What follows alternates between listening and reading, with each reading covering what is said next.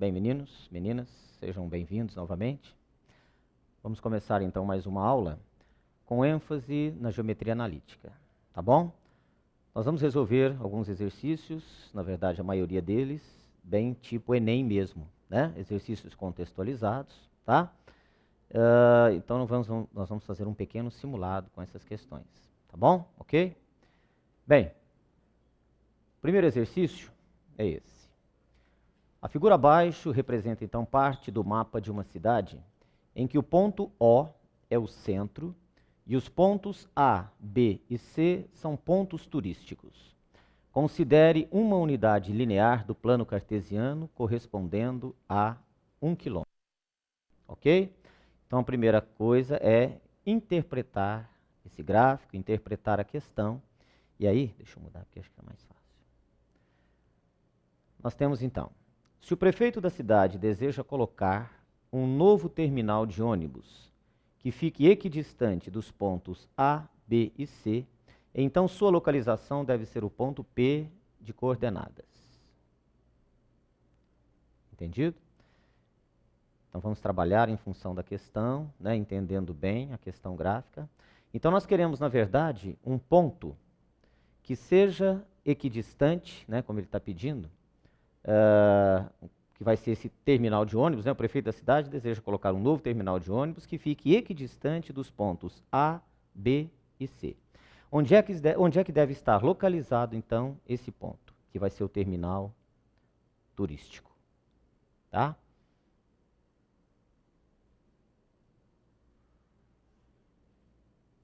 Você conhece as coordenadas desse ponto? Não. Não tem noção de onde ele esteja, né? Você quer apenas que ele seja equidistante dos pontos A, B e C. Eu vou precisar, na verdade, testar ou fazer contas ou o que quer que seja. Fazer, na verdade, a distância desse ponto equidistante tanto de A, quanto de B, quanto de C, ou basta que eu pegue dois desses pontos e force ele ser equidistante desses dois pontos? Verifique. Se eu pegar um ponto aqui, por exemplo, nessa localização onde está meu dedo, a distância de A até B pode ser até igual, mas ele vai ser equidistante de C? Vai ser a mesma distância até C? Então vamos já aproveitar e dar uma olhadinha. Olha lá o que nós fizemos. A distância de P até A igual a distância de P até B. Fazendo a distância de P até A e de P até B, eu vou encontrar 2x menos 6y igual a menos 8. Era nisso que eu queria que vocês chegassem, tá? Depois, olha, então, significa que vocês iriam chegar nisso. Se eu fizer a distância de P até A igual a distância de P até B, olha na expressão que eu cheguei, 2x menos 6y menos 8.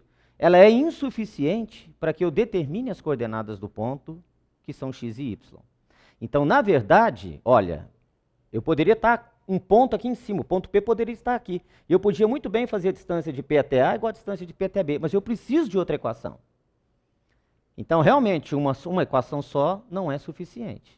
Então, eu tenho que pegar a distância desse ponto novamente, fazer até A ou até B, não importa, igualar a distância de P até C, para obter, então, uma nova equação.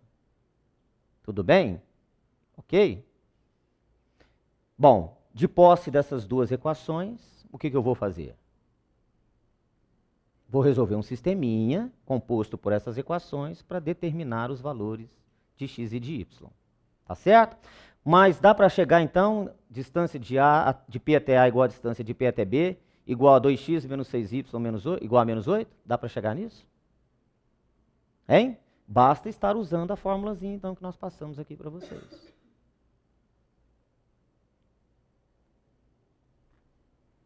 Correto?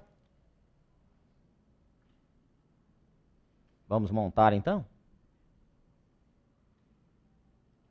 Olha lá. Distância de P até A. O ponto P, coordenadas x, y.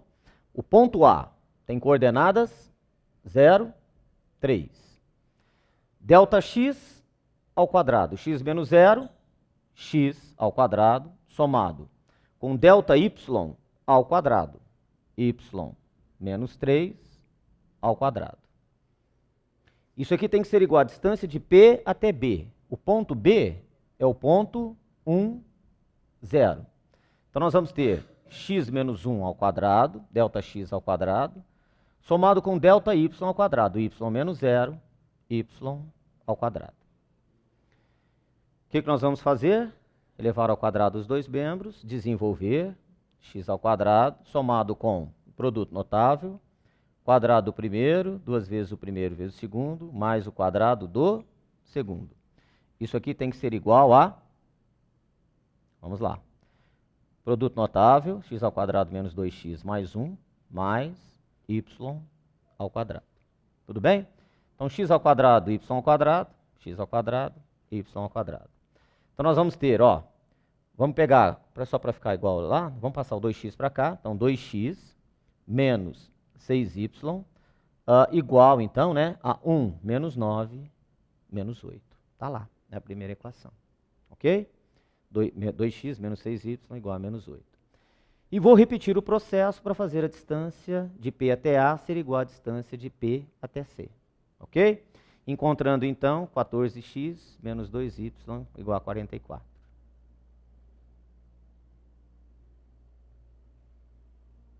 Correto?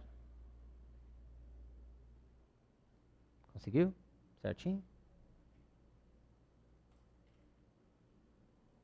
Chegou na segunda equação, Isabela? Ok? Bom, resolvemos então o sisteminha e encontramos x igual a 7 meios e y igual a 5 meios. Confere? Resolveu o sisteminha já? Então, um sisteminha composto aí por duas equações e duas incógnitas, né? Bem simples de estar resolvendo. X igual a 7 meios, y igual a 5 meios. Podemos? Ok? Bom, então vamos dar uma olhada no segundo exercício. Embora não compreendam plenamente as bases físicas da vida, os cientistas são capazes de fazer previsões surpreendentes. Freeman J. Dyson, por exemplo, concluiu que a vida eterna é de fato possível. Afirma que, no entanto, para que tal fato se concretize, o organismo inteligente precisaria reduzir a sua temperatura interna e a sua velocidade de processamento de informações. Considerando-se V a velocidade cognitiva em pensamentos por segundo e T a temperatura do organismo em graus Kelvin, Dyson explicitou a relação entre as variáveis x, log de t na base 10, e y e log de v na base 10, por meio do gráfico abaixo. Assinale a alternativa que contém a equação que descreve a relação entre x e y. Ok? Então, no primeiro momento, às vezes é um exercício que pode estar assustando, né? Envolve logaritmos, etc. Bom, mas já foi dada aí para você a curva, no caso, uma reta, né? E ele simplesmente está querendo a alternativa, então, né, no caso, que contém a equação que descreve a relação entre x e y. O que você tem, hein, dessa reta? 2 pontos por onde ela passa. Uma forma rápida de estar descrevendo a equação de uma reta tendo 2 pontos por onde ela passa, qual é? Tomarmos um ponto genérico da reta e fazermos a condição de alinhamento desses 3 pontos. Não é sempre assim? Montarmos o determinante e igualar a 0. Ok? Então é o que nós vamos estar fazendo, né? Tomo os pontos, 5 meios, 0, menos 15, menos 17, x e y, que é um ponto genérico, né? Um ponto qualquer da reta. Repito, esse é o método prático, então, da resolução de determinantes. Repito, 5 meios, 0, que é um dos pontos, né? Igual a 0. Determinante igual a 0, você sabe que é a condição de alinhamento de 3 pontos. Perfeito? Então, basta resolver o determinantezinho, fazendo as multiplicações, então, etc. Você sabe, então, que da esquerda para a direita você mantém o sinal, né, da conta. Da direita para a esquerda você troca o sinal do resultado, né? Então, está aqui 5 meios vezes menos 17, menos 85 meios, menos 15 vezes y, menos 15y. Depois, em sentido contrário, né? Vai zerar, deu menos 17x mais 17x, 5 meios vezes y, 5y sobre 2, trocando o sinal, menos 5y sobre 2. Isolando o y igual a 34 sobre 35x, menos 17 sobre 7. Pronto. Esta é a equação que descreve aquela reta. É a equação daquela reta.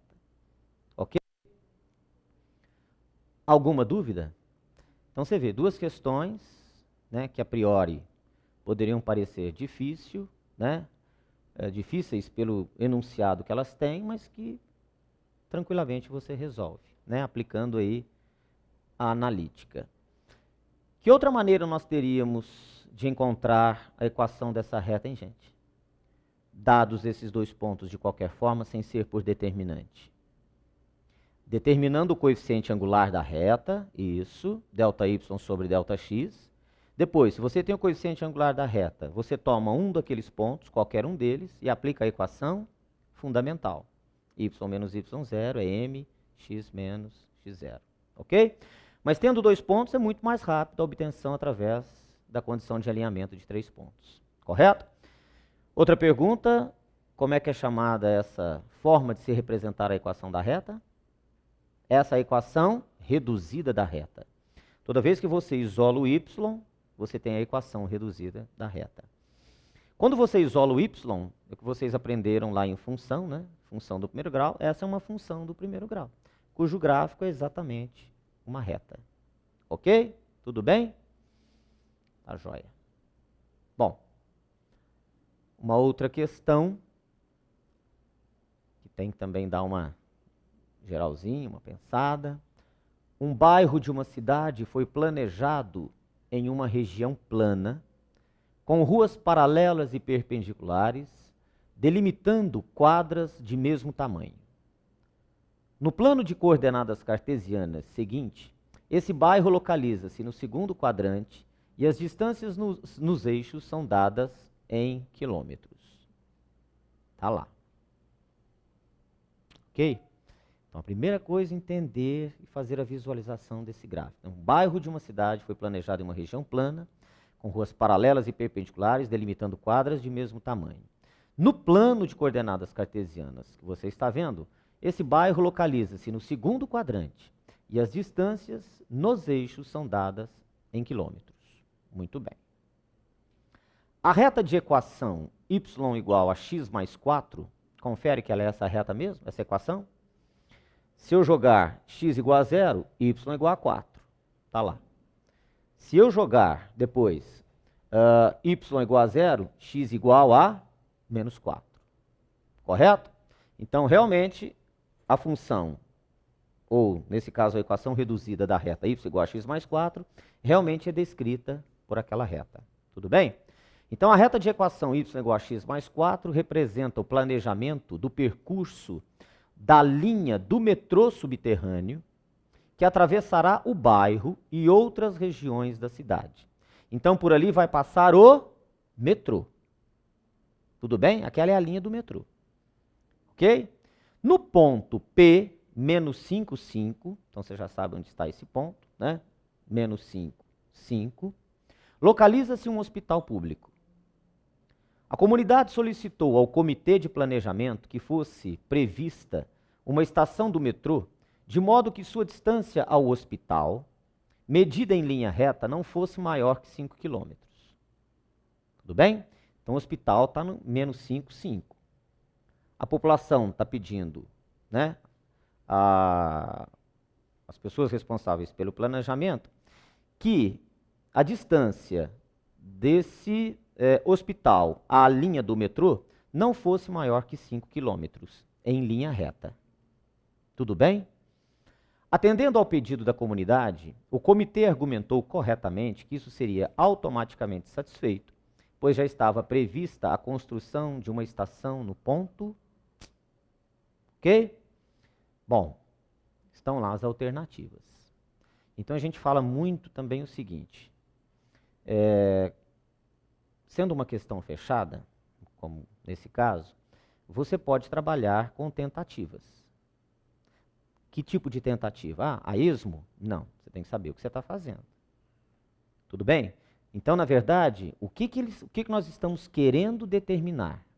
Qual é o ponto daquela reta y igual a x mais 4 que faz com que a distância do hospital público até o metrô, em linha reta, não seja superior a 5 km. Então, é aquilo que eu falo para vocês, né? É se debruçar sobre a questão. Não pode pegar uma questão dessa e falar, poxa, mas eu não consigo resolver e etc. Então, antes que vocês comecem, só para vocês verificarem. O ponto menos 5, 0, ele não pertence à reta. Então, eu já descartei a letra A. Como é que eu sei que um ponto pertence ou não a uma reta? Quando ele satisfaz a equação da reta. Concorda? Se eu jogar as coordenadas do ponto na equação da reta y igual a x mais 4, eu vou descobrir que realmente esse ponto não pertence a essa reta. Por quê? Vamos lá. X vale menos 5. Menos 5 mais 4, menos 1. O y teria que dar menos 1, e ele é 0. Então eu já descarto essa possibilidade. O ponto menos 5, 0 não pertence à reta. Ok? Então, primeiro, o ponto não pertence à reta, a estação do metrô não pode estar nesse ponto. Ah, né? Tudo bem? Ok? Bom. Depois, o ponto menos 2, 1, também não pertence à reta. Então, eu peguei aquele ponto lá só para você ver. Menos 2, 1 também não pertence à reta. Para x igual a menos 2 mais 4 é 2, e não 1. Agora, dá uma olhadinha no ponto menos 3, 1. P menos 3, 1. O ponto P, que é onde vai ser construído o hospital, não é isso? É o ponto menos 5, 5. Isso já foi dado no exercício. Ok? Então, olha lá. A reta de equação y igual a x mais 4 representa o planejamento do percurso da linha do metrô subterrâneo que atravessará o bairro e outras regiões. No ponto P menos 5, 5 está o hospital. Bom, então, se eu pegar o ponto menos 3, 1, primeiro, esse ponto menos 3, 1, ele pertence à reta? Primeira coisa que eu preciso verificar. Para x igual a menos 3 mais 4, 1, y igual a 1. E vou conferir agora a distância desse ponto, menos 3, 1, até o ponto onde vai ser construído o hospital, menos 5, 5. Usando a formulazinha da distância, novamente, moçada, a distância entre esses dois pontos é a raiz quadrada de 20, que é menor do que 5. Ou seja, é essa a alternativa. Então, olha como, na verdade, nós temos, às vezes, nas alternativas, a resolução do problema. Não precisei de muita coisa. Correto? Né? Um exercício que você vai falar para mim, poxa, mas eu tentaria resolver, às vezes, por função, me complicaria, etc. Mas não. Você tem a analítica para estar auxiliando na resolução do exercício. Tá? Fiz a conferência dos A e C, só para mostrar para você, mas só na hora já de passar pelo ponto B, eu já teria a resposta. Tá? Então, apertou muito, não conseguiu resolver, vá pelas alternativas. E esse é um caso. Tá? Deixa eu falar uma coisa para vocês. Esse exercício poderia ter sido resolvido por distância de ponto até reta? Sim ou não?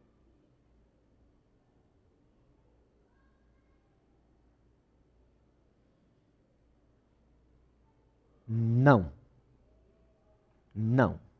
Porque se eu fizer a distância de um ponto até uma reta, o ponto P está aqui. Se eu fizer a distância do ponto até a reta, essa distância deve ser sempre o quê em relação à reta? Perpendicular. Então, se eu tenho a reta, olha que coisa interessante, hein? E você vai ver que a resposta não bate. Se eu tenho a reta, está aqui a reta. Quando eu tenho a distância de um ponto até uma reta, olha, essa é a distância desse ponto até essa reta.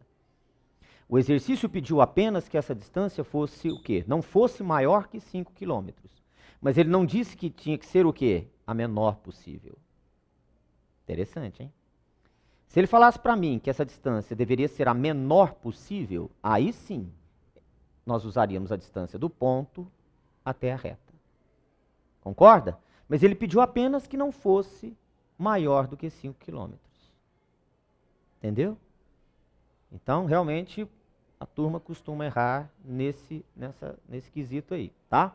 Se a distância fosse a menor possível, aí sim, distância do ponto até a reta, que é a linha do metrô. Mas como ele não pediu isso, então nós vamos fazer o teste. Perfeito, moçada? Tudo bem? Correto? Isabela? Ok. Podemos?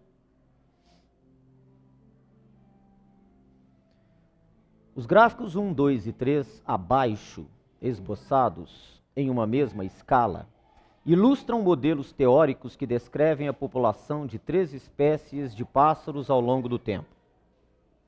Ok? População em função do tempo. Muito bem. Sabe-se que a população da espécie A aumenta 20% ao ano, que a população da espécie B aumenta 100 pássaros ao ano e que a população da espécie C permanece estável ao longo dos anos. Assim, a evolução das populações das espécies A, B e C ao longo do tempo correspondem, respectivamente, aos gráficos. Outra questão. Hã? Tudo bem? Então, a população da espécie A aumenta 20% ao ano. A população da espécie B aumenta 100 pássaros ao ano. E a população da espécie C permanece estável ao longo dos anos. Se ele está dizendo que a população da espécie C permanece estável ao longo dos anos, qual desses gráficos eu teria para a população C, hein, moçada? Hã? 1. Não é? Falando em termos de função, essa seria a função constante, que é uma reta paralela ao eixo x, função constante. Então, tudo bem, da espécie C está associada ao gráfico número 1. Bom, mas eu tenho aí duas alternativas, né, que eu poderia estar, então, escolhendo, a alternativa C e a alternativa E, tá? População C com o gráfico 1. Bom, a população B aumenta 100 pássaros ao ano. O que significa isso, hein? Um aumento sempre constante, né? 100 pássaros ao ano. Ok? Qual daqueles gráficos lá que você imagina, então, que seria da população B? O 2. Não é? Aquela reta em que nós, com um coeficiente angular, sendo uma constante. Ok? E com certeza a população A aumenta 20% ao ano. Eu teria que tipo de função, hein? Uma função exponencial. Tá vendo? E é o que eu estou mostrando aqui para vocês, né? Só para relembrar, um aumento de 20% significa multiplicar por 1,2. 100% mais 20%, 1,2. Tá? Então, que é 1 mais 0,2. Isso corresponde a uma PG onde Q, o que é Q mesmo, gente? A razão da PG seja igual a 1,2, tá? Eu coloquei ali até para você acessar o NOAS. Se você acessar o NOAS, nós temos lá a construção de gráficos, ok? Então eu vou deixar disponível o linkzinho aí para vocês, se quiserem acessar o NOAS, construir os gráficos que vocês desejarem lá, ok? Tudo bem? Ok, então é a nossa função exponencial. Muito bem. Bom, essa é uma questão que intriga bastante. Lembra? Um balão de ar quente foi lançado de uma rampa inclinada. Utilizando o plano cartesiano, a figura abaixo descreve a situação de maneira simplificada. Tudo bem? Foi lançado daquela rampa, está lá o nosso balão. Ao ser lançado, o balão esticou uma corda aos pontos P, presa aos pontos P e Q, mantendo-se fixo no ar. As coordenadas do ponto P, indicado na figura, são, então.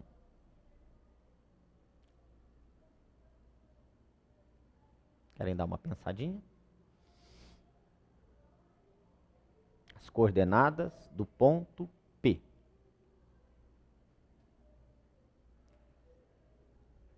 Complexo ou não?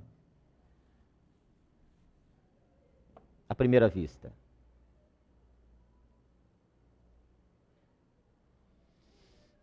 Observe que nós temos o ponto Q. Tudo bem? Quais as coordenadas do ponto Q, moçada? O ponto Q tem coordenadas 10, 5. Olha, de um simples ponto desse, eu já tiro como é que é o comportamento da minha função, a equação da minha reta. Qual a relação entre x e y que eu observo aqui? Primeira coisa, que tipo de função é essa? Lembrando lá do estudo de funções. Ela é uma função que passa pela origem. Então, ela é uma função... Ela é uma função afim, claro. Especificamente, passa pela origem, ela é uma função linear. Muito bem. Então, ela é do tipo y igual a ax. Concorda? No nosso caso, da analítica, y igual a mx. Tudo bem, moçada? Hã? Y igual a mx. Na nossa reduzida, nós sabemos que a função é do tipo, né? Y igual a mx mais q, onde m é o coeficiente angular e q é o coeficiente linear. O coeficiente linear é a interseção da reta com o eixo y. Mas ela intercepta o eixo y em que valor? 0. Ele passa pela origem. Então, o q? 0. Então, por isso nós dizemos y igual a mx. Ou, no estudo de funções, y igual a ax. Então, basta substituir. Eu estou vendo que para o valor de y, 5, o valor de x é 10. Olha lá. Ok? Me dando um coeficiente angular que é 5 sobre 10. Isso se eu quisesse trabalhar nesse sentido. Mas, por observar que o valor de y é a metade do valor de x, eu já tiraria então que y é igual a quanto, hein, gente? X sobre 2. Que é justamente o nosso coeficiente angular aqui que você está vendo. Ó. Y igual a meio. Tudo bem? Ok? Das alternativas, qual é o ponto que satisfaz a nossa função? Hein, gente? C. Olha a facilidade e quantos não foram aqueles que, poxa, mas esse exercício é complicado, eu não consigo. Trabalhem também as alternativas. A primeira coisa é verificar o comportamento da função, não é? Depois fazer a conclusão. Tudo bem?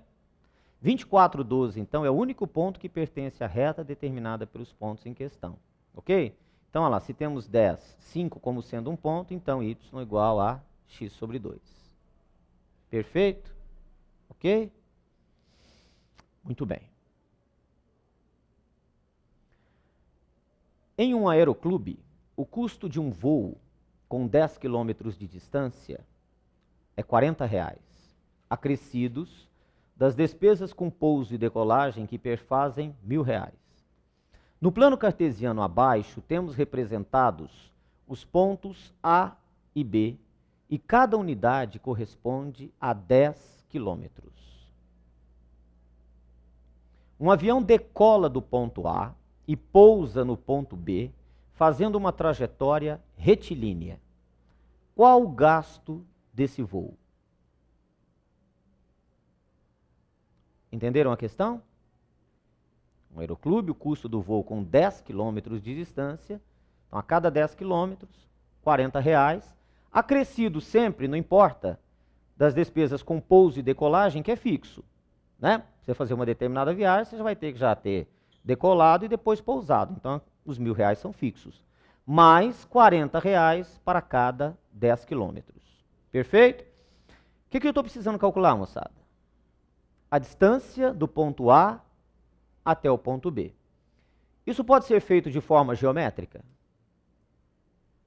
Pode. Pode ser calculado usando distância entre dois pontos? Pode. Tenho as coordenadas dos pontos?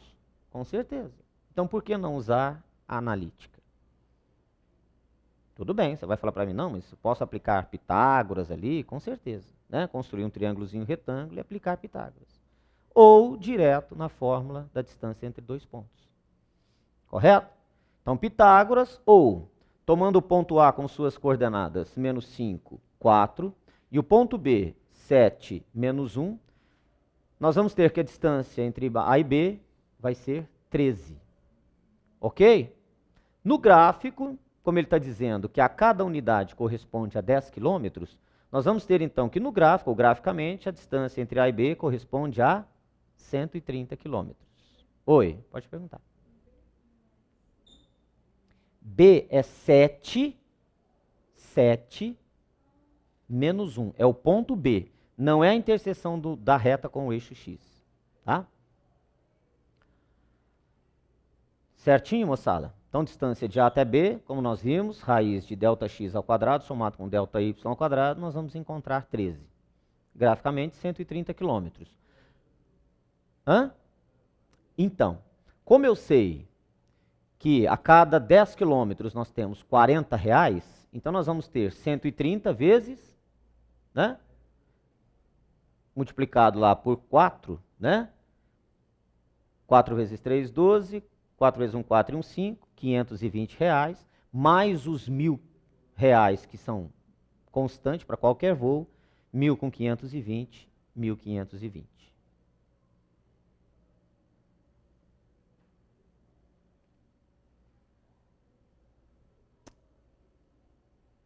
Tudo bem? Então, porque são 130 quilômetros. A cada 10 quilômetros, uma regrinha de 3. Né? 10 quilômetros são 40 reais. Tá lá. Eu tenho 130 quilômetros percorridos, né? É o meu custo aí. Certo? 520 reais usando a regrinha de 3. Tudo bem? Muita gente também tentou mexer naqueles R$1.000 lá. Mas, moçada, ele é uma constante. Concorda? Porque para cada pouso e decolagem são os R$1.000. Né? Independe dos quilômetros rodados. Os quilômetros rodados estão lá. A cada 10 quilômetros, R$40. Perfeito? E para cada pouso e decolagem, R$1.000 constante. Tudo certo? Sim. É um pouso e uma decolagem. R$1.000. Não. Um pouso e uma decolagem, acabou. Tá? Percorreu 130 quilômetros. Prontinho. Tudo bem? Certo? Esse aí também causou uma boa dor de cabeça. Uma barra homogênea AB está presa na extremidade A, representada pelo ponto 2,0 do sistema cartesiano de eixos. A extremidade B está sustentada por um apoio. Quando este apoio é retirado, a barra cai em direção ao solo, representado pelo eixo das abscissas.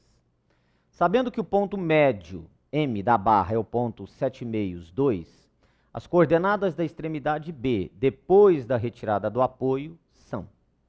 Bom, então, acho que a primeira coisa também é a gente estar construindo essa situação. Vocês conseguiriam construir essa situação?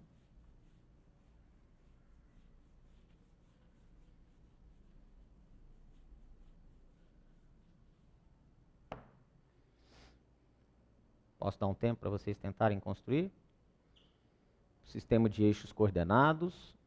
Uma barra homogênea AB está presa na extremidade A, representada pelo ponto 2,0. Né? Você sabe, então, onde localizá-la.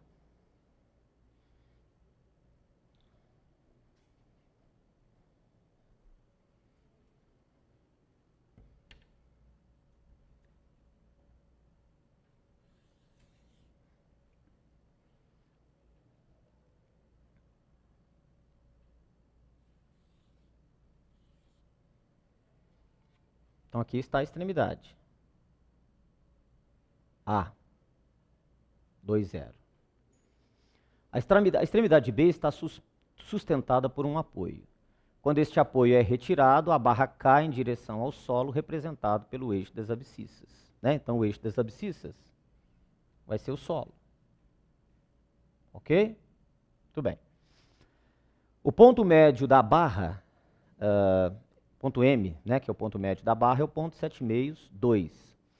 Quais serão, então, as coordenadas da extremidade B depois da retirada do apoio? Então, eu tenho uma barra aqui. A priori, para você é um desenho aí qualquer. E ele te deu as coordenadas do ponto médio, tá? 7,5 correspondendo a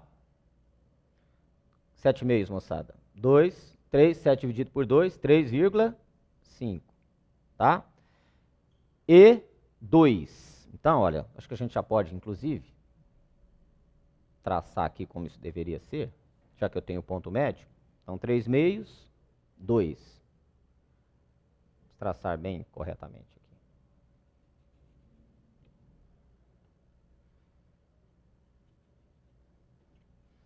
Está aqui, 7,5. 3,5, né? 7 meios, 2. Nós temos uma situação dessa.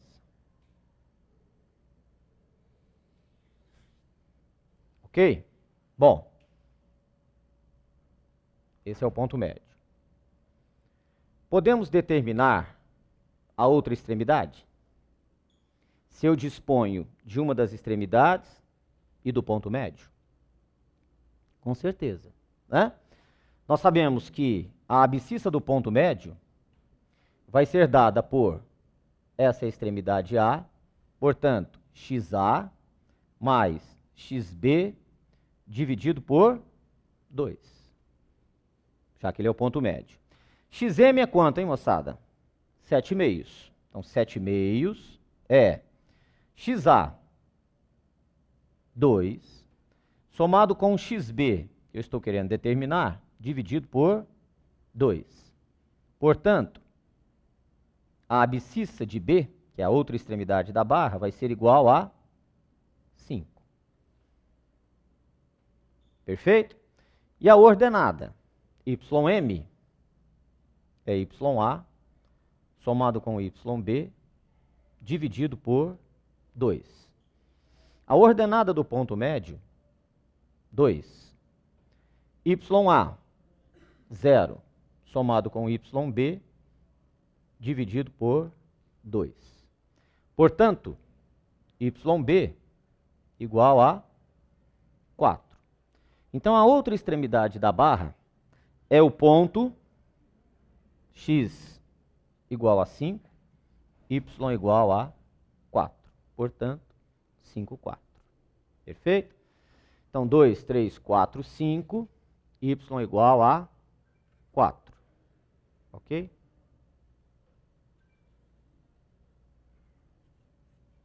Muito bem.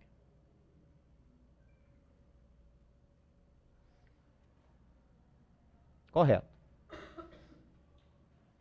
Essa é a extremidade B. E aqui, 5. Tudo bem? Fizemos a construção. Mas a pergunta dele é: as coordenadas da extremidade B depois da retirada do apoio.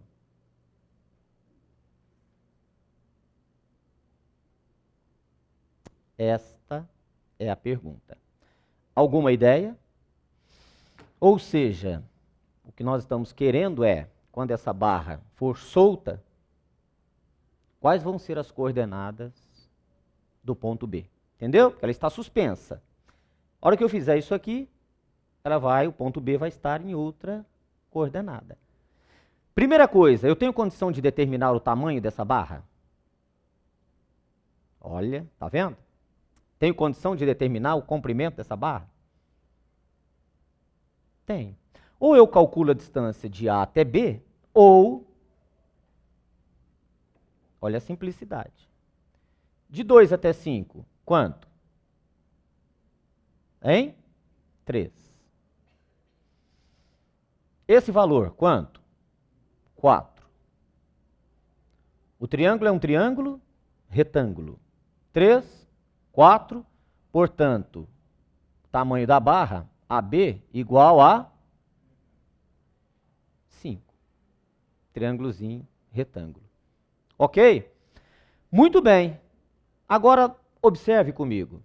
Se esse tamanho é 5 e esse valor é 2, a hora que essa barra for solta, quais vão ser as coordenadas do ponto B? O y vai ser 0, com certeza, mas eu tenho várias alternativas com y 0. Observe, 2. Quando a barra cair, esse comprimento vai deixar de ser 5? Não. Então, para onde isso aqui vai? Para que valor aqui? Para o 7. que é 2 somado com 5. Esse valor é 5, ela cai aqui, em 7, 0. Concorda ou não?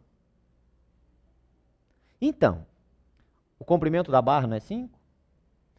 Esse apoio não está em 2? 2 mais 5, na hora que ela fizer isso, ela não vai deixar de ter o comprimento que tem, ela vai parar em 7, 0.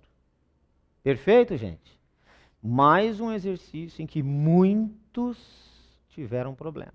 Muitos tiveram problema. Tá? Tem dificuldade?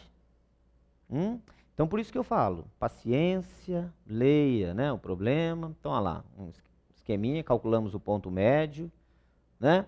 A construção do triângulozinho 3, 4, 5. Se XA é igual a 2 e AB é 5, então XB igual a 7, que é a abscissa do ponto B. E, portanto, o ponto vai ser o ponto 7, 0. Ok?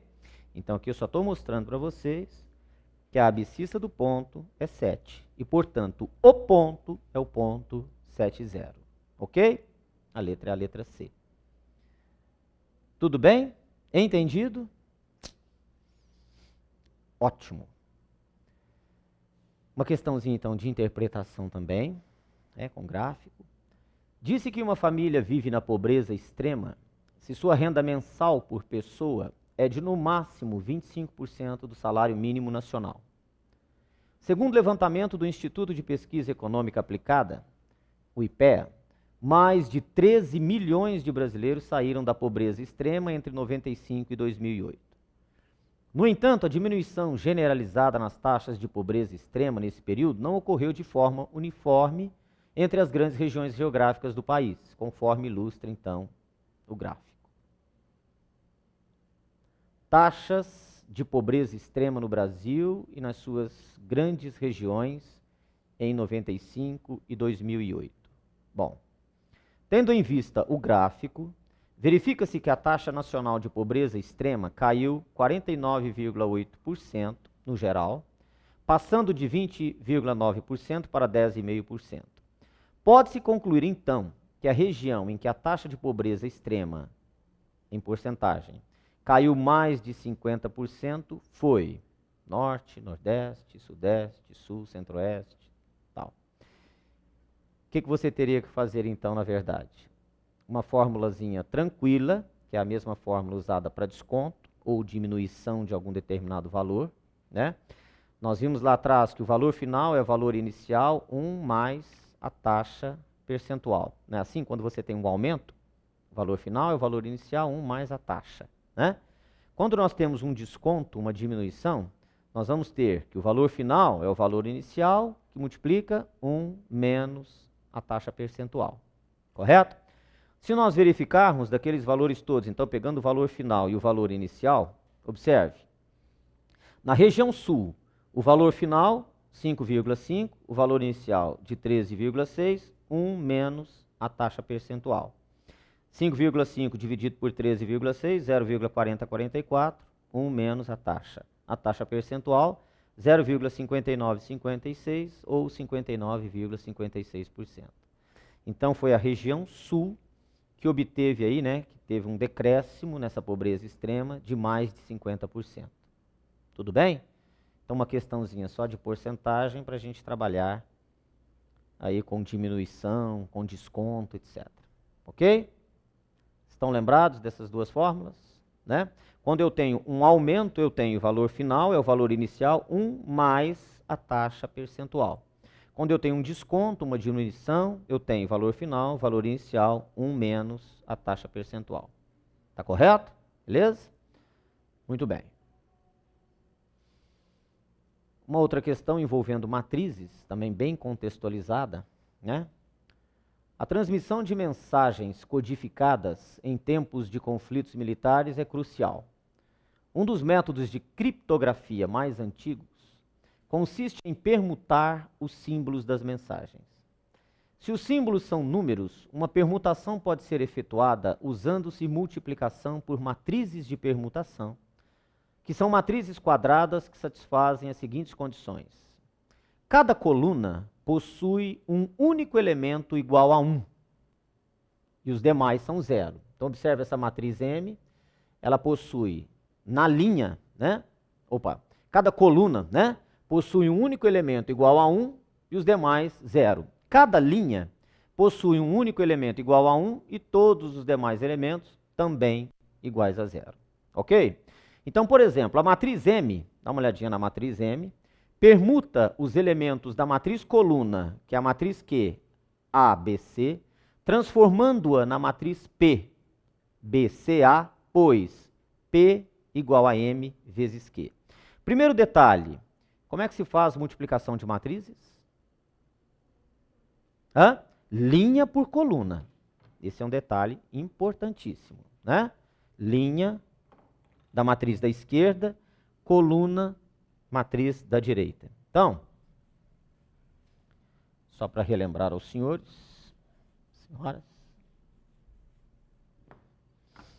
se eu tenho uma matriz A, primeiro, o que é uma matriz quadrada? Ela tem o mesmo número de linhas e de colunas, ok? Então, uma matriz 2 por 2 é uma matriz quadrada. Ao invés de estar falando quadrada, né, de 2 por 2, eu posso falar que ela é uma matriz quadrada de ordem 2. Significa 2 linhas e 2 colunas. Se eu tenho uma matriz, então, A, M por N, vou multiplicar por uma matriz N por P. A multiplicação só é possível se o número de colunas da matriz da esquerda for igual ao número de linhas da matriz da direita. E a matriz produto, que eu vou chamar de C, ela tem o número de linhas da matriz da esquerda e o número de colunas da matriz da direita. Por que eu estou falando em esquerda e direita? O produto A vezes B é sempre igual ao produto B, A vezes B, sempre igual a B vezes A? Nem sempre. Às vezes nem é possível uma das duas, um dos dois produtos. Se A vezes B for igual a B vezes A, significa que as matrizes comutam. Então, matrizes comutáveis são aquelas em que A vezes B igual a B vezes A. Tudo bem? Então tá. Bem, no caso, então, nós estamos multiplicando uma matriz M por uma matriz Q, resultando numa matriz coluna, que é aquela que possui apenas uma coluna, que é a matriz BCA, por exemplo. Pode-se afirmar, então, que a matriz que permuta ABC, transformando-a em CAB, é... Eu já coloquei até a resposta aqui para vocês, porque é muito tranquilo também. Observe. Então, lembrar que na multiplicação de matrizes, né, a multiplicação de matrizes se faz utilizando linhas da matriz da esquerda e colunas da matriz da direita. Observe no exemplo que ele forneceu, que a linha 1 de M, 0, 1, 0, a coluna de Q, ABC, se eu fizer o produto dessa linha de M, que é a primeira, pela coluna ABC, nós vamos ter, então, linha por coluna. O primeiro elemento, 0, com o primeiro elemento da coluna, 0 vezes A, mais o segundo elemento da linha pelo segundo elemento da coluna, 1 vezes B, mais o terceiro elemento da linha com o terceiro elemento da coluna, 0 vezes C, restando B como o primeiro elemento de P. Observe, então, que o resultado é a matriz P que realmente deu o elemento B. Isso tudo por quê, hein? Porque o elemento que não era nulo estava onde? Deixa eu voltar. Observe, então, que o resultado, que é a matriz P, ele teve esse elemento, esse primeiro elemento como sendo B, porque esse elemento aqui, né, da segunda coluna, era igual a 1. Então, como ele está pedindo, pode-se afirmar que a matriz que permuta ABC, transformando-a em CAB, se o primeiro elemento da matriz resultante é C, significa que o elemento onde eu vou ter o 1 está na terceira coluna. Correto? Depois, A, primeira coluna. Depois, B, segunda coluna. Ok? Nossa. Pode nem aproximar, hein? Nada. Tudo bem, moçada? Tá? Então, só para lembrar aí de matrizes. Hã? Finalzinho. Vamos lá. Bom, pessoal, então note o seguinte. Como nós temos, né, no exemplo, que a matriz gerada foi a matriz coluna B, C, A, só deu esse elemento B, então por quê? Na verdade, na matriz M, o elemento 1 está na segunda coluna. Observe que nós temos aqui o elemento C, porque na matriz M nós temos a terceira coluna, né? Que é justamente o terceiro elemento de Q. Depois, o valor A, porque na matriz M, eu tenho o elemento 1 na primeira coluna. Portanto, se agora pode-se afirmar que a matriz que permuta ABC em CBA, se o primeiro elemento é C, significa que eu tenho o número 1 na terceira coluna. Se eu tenho agora o elemento A, significa que o número 1 está na primeira coluna. Se eu tenho B, o número 1 na segunda coluna. Tá certo? Então, basta saber um pouco da teoria, né? Como é que se faz a multiplicação de matrizes, sempre linha por coluna, que a gente determina o resultado. Ok?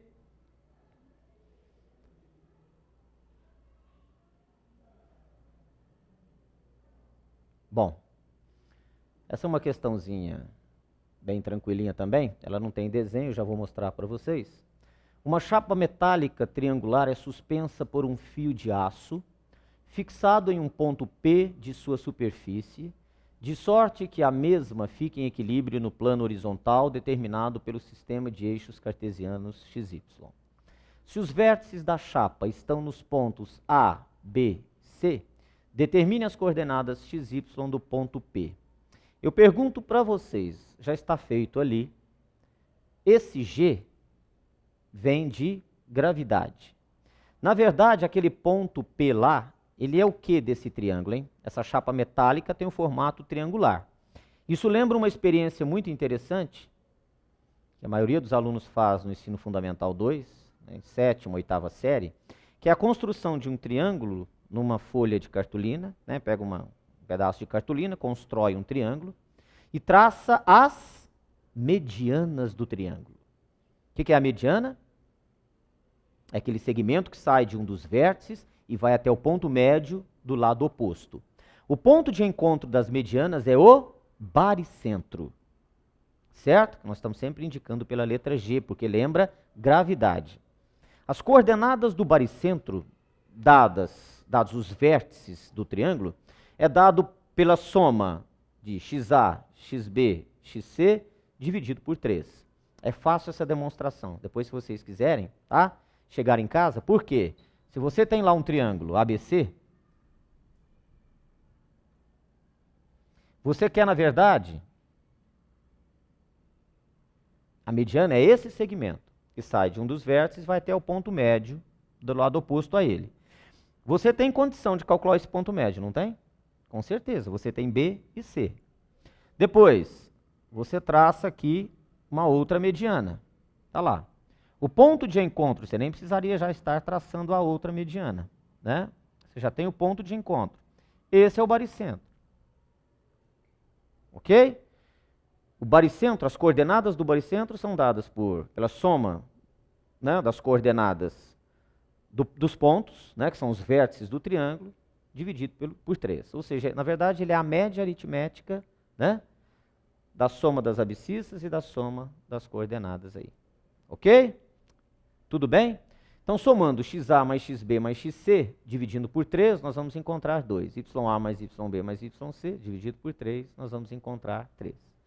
Então, bastaria, né, a pessoa estar ligada na questão de que ele fala aqui, de modo, né, de sorte que a mesma fique em equilíbrio no plano horizontal determinado pelos eixos cartesianos aí e tal. Essa questão da chapa estar em equilíbrio é justamente, né, você estar fixando ela pelo baricentro. Então, na experiência lá que vocês fazem no ensino fundamental 2, vocês recortam o triângulo, não sei se vocês se lembram disso, né? Depois, pelo baricentro, você pega uma agulha, faz um pequeno furo para ele não perder muita massa, pega uma linha, né, de pequena espessura também, e pendura o triângulo, tá? Ele fica exatamente na horizontal, ok? Ele fica em equilíbrio. Correto? Tudo bem? Ok. Bom, nós temos aí, teria mais alguns exercícios, viu, Cledson? Mas eu acho que a gente pode, né? Estamos em cima da hora já. Tá? Encerra. Bem, pessoal, obrigado então pela presença de vocês. Espero que vocês tenham aproveitado, tá? E nós vamos dar continuidade, tá? A mais exercícios, então, do tipo Enem, ok? Obrigado, então.